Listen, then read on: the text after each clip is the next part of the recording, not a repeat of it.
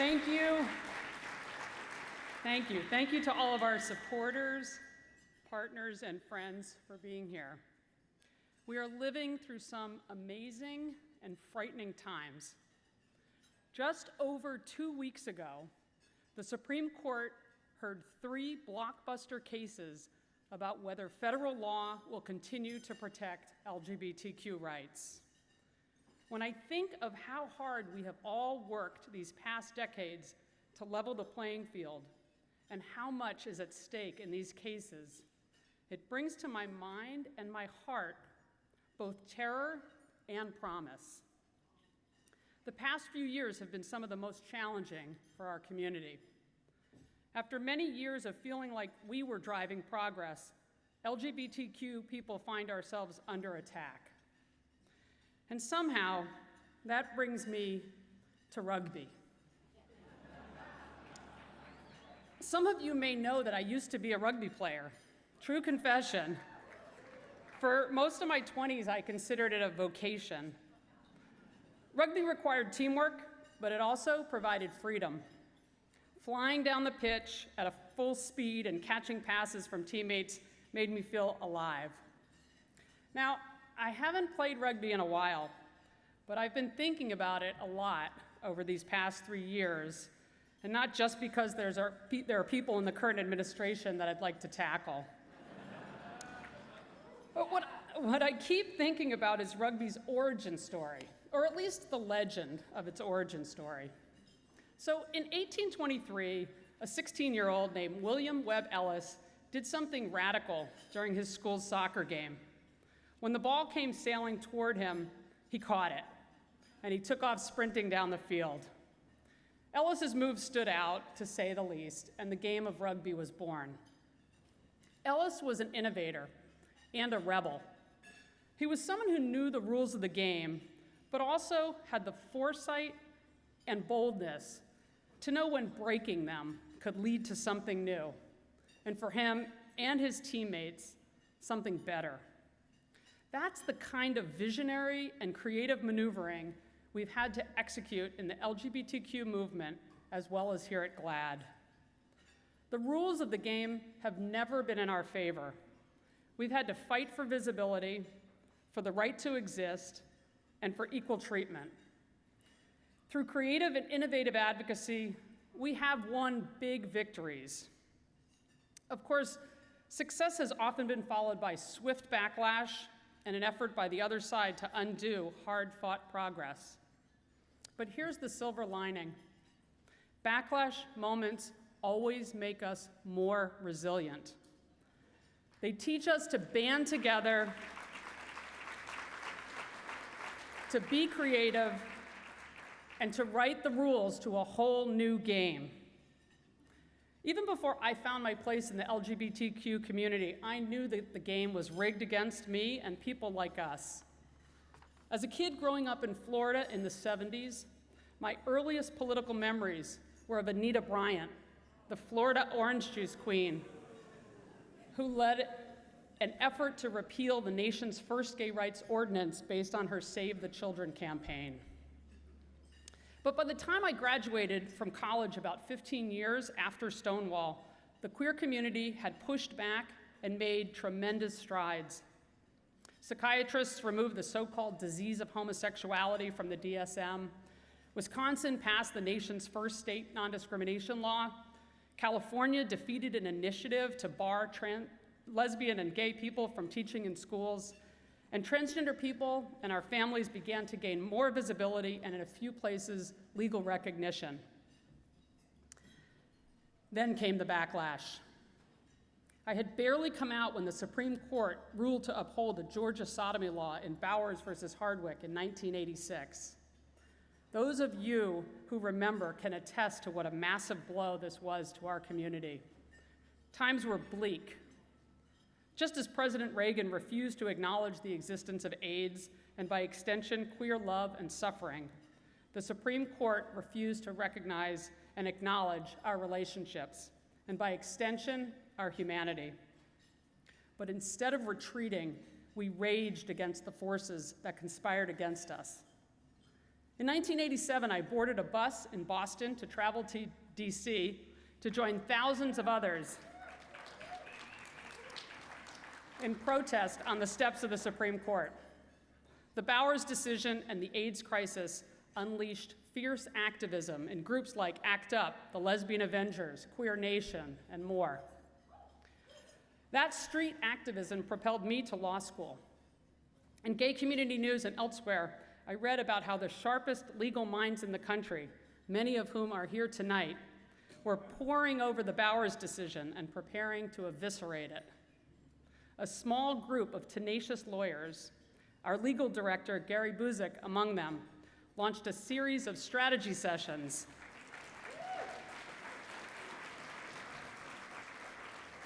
they affectionately called the Sodomy Roundtables, which I can only hope was as fun as it sounds.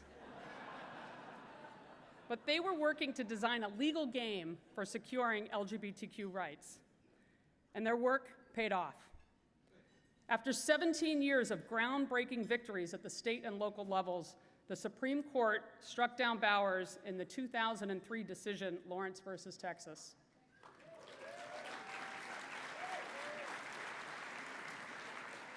And that very same year, our own Supreme Judicial Court here in Massachusetts became the first to extend marriage equality to same-sex couples.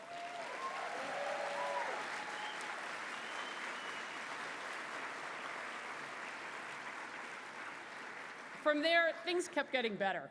Congress repealed Don't Ask, Don't Tell. The courts and federal agencies reformed housing and healthcare policies, and we made exponential progress on protections in employment and education in state and federal courts. GLAD client Nicole Maines, then a teenager, won a case, the first of its kind, that said a transgender girl had to be treated the same as every other girl in school.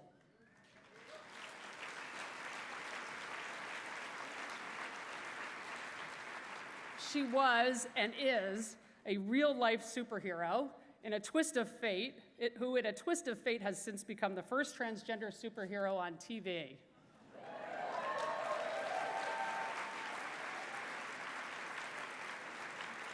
And finally, in 2015, we won a monumental victory in the case of Obergefell versus Hodges, argued by GLAD's very own Mary Bonato.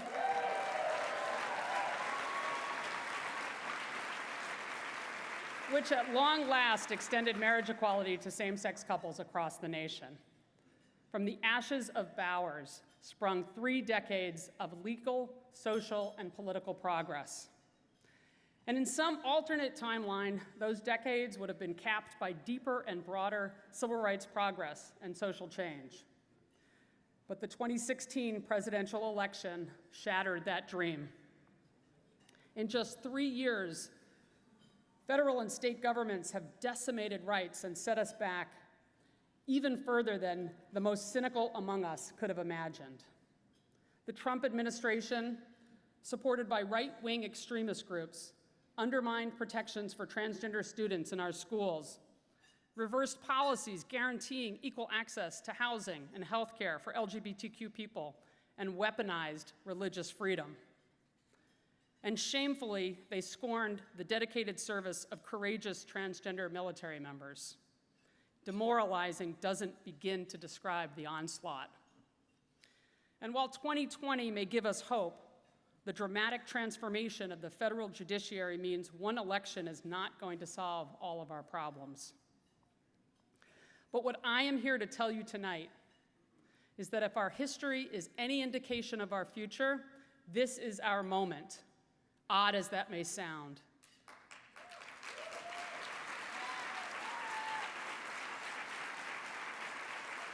These are the times when our community digs deep and discovers our most triumphant strengths. Just as the Bowers decision emboldened a new generation of advocates who crafted innovative strategies, today's attacks on LGBTQ and allied communities are already inspiring innovative approaches in GLAD's fight for equal justice. Let's start with the military. Just over 2 years ago, our nation woke up to a tweet declaring transgender Americans suddenly unfit for service. In 280 characters, the president announced a policy with life-altering consequences for brave transgender service members, as well as those who wish to serve. GLAAD's swift response to Trump's policy stopped it from going into effect for nearly 2 years, and we won't stop until it's gone for good.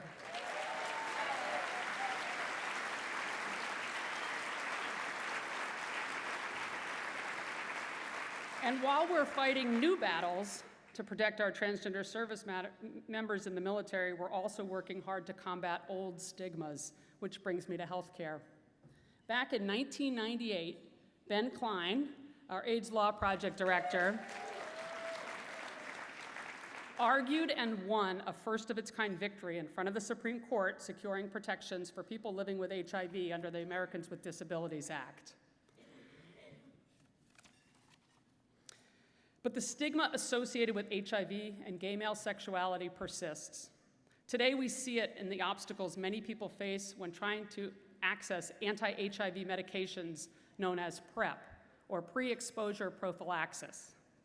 PrEP is critical to ending the HIV epidemic, and yet, in communities of color where the epidemic rages on and the risk factor is among the highest, PrEP coverage is the lowest.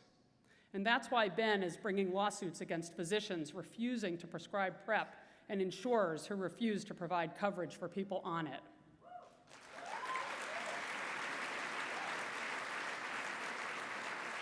Meanwhile, GLAAD's newest attorney, Chris Urschel, is fighting on another healthcare front. Alexander Pangborn was denied coverage for gender-affirming surgery under his employer's self-funded plan. And under Chris's leadership, GLAAD is defending Alexander's right and the rights of all transgender individuals to equality in medical care and coverage.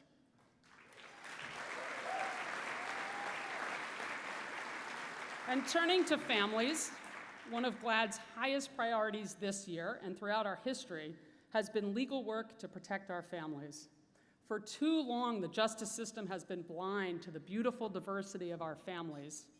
Love, not just biology or genetics, forms familial bonds across all communities and certainly in ours.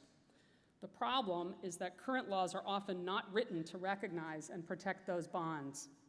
For many years, GLAAD successfully worked within the judicial system to expand the interpretation of state and federal law to include queer families, but there is much more to do. And under the leadership of attorney Polly Crozier, we're not just expanding old laws, we are writing new ones.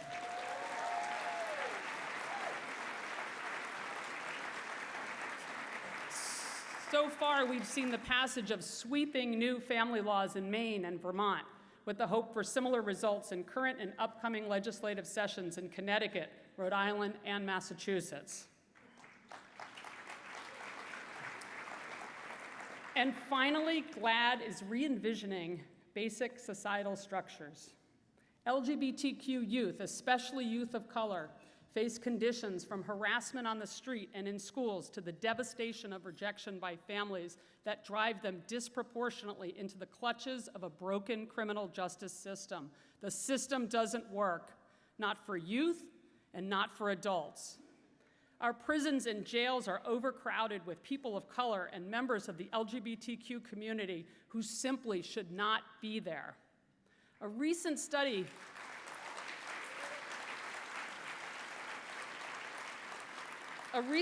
concluded that over 1/3 of all incarcerated women are sexual minorities. That is a staggering number that indicates something is very wrong.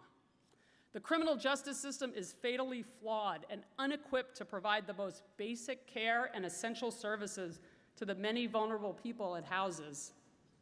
The cruelty people suffer, denials of mental health services, and inhumane punishments tell only part of the story.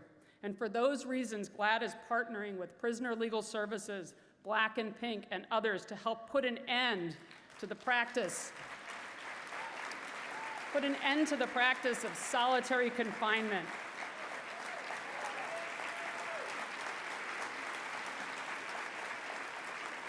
to ensure that transgender people are housed in prisons that correspond to their gender, and to get LGBTQ people and others access to STI testing and PrEP.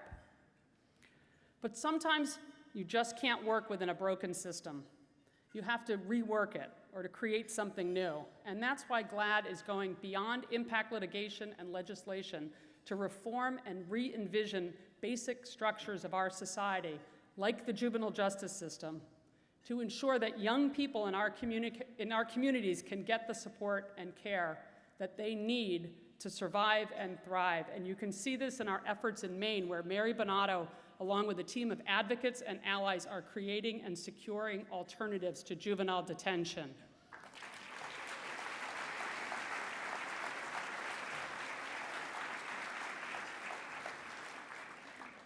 I often carry a poem in my pocket that I want to share with you tonight.